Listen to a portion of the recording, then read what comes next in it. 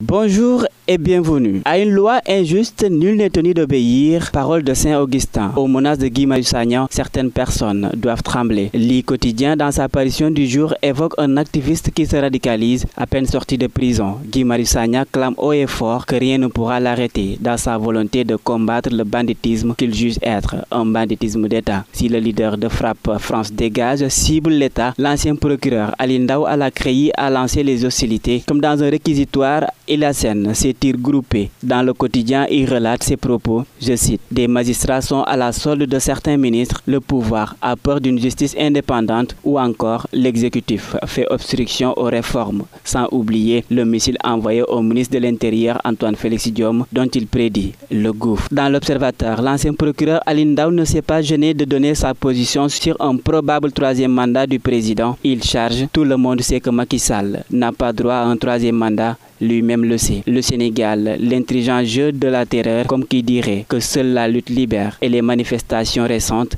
permet à l'observateur de parler de l'émergence d'une violence multiforme qui alerte sur un danger rampant. Celui qui a rampé et qui a fini par faire volte-face, c'est Ousmane Tounkara, arrêté aux États-Unis il y a peu pour terrorisme et menace de mort. L'observateur s'intéresse aujourd'hui à son CV. Il écrit de laveur de voiture, Tounkara passe à chef d'entreprise, mais aussi de panafricaniste modéré. Il devient insulteur. Sud Quotidien se réveille au barreau ce matin pour appeler à la barre le système judiciaire. Après concertation de l'Union des magistrats du Sénégal, Souleymane Teliko, président de l'UMS, accuse Dame Justice de perdre en crédibilité et en autorité. Pendant ce temps, ce qui est autorisé, c'est l'acte 1 de la construction du pont de Rosso, 60 milliards pour 30 mois de travaux, selon Sud Quotidien. Et puis, il faut déraciner l'arbre de la gestion de la télévision nationale sénégalaise, selon Mame Cheikh Seck, coordinateur de Nyo Langue Authentique sur la gestion de Racine Talla, en conformité avec l'intersyndicaliste Synpics CNTS de la RTS, réclame une délégation spéciale pour déloger Racine Talla de ses fonctions. Et pour finir, les Lions doivent rougir aujourd'hui. Sénégal-Congo, une belle affiche dans quelques heures. À l'occasion de la 5e journée des éliminatoires de la CAN 2022, Sud Quotidien met en vitrine les novices de la tanière.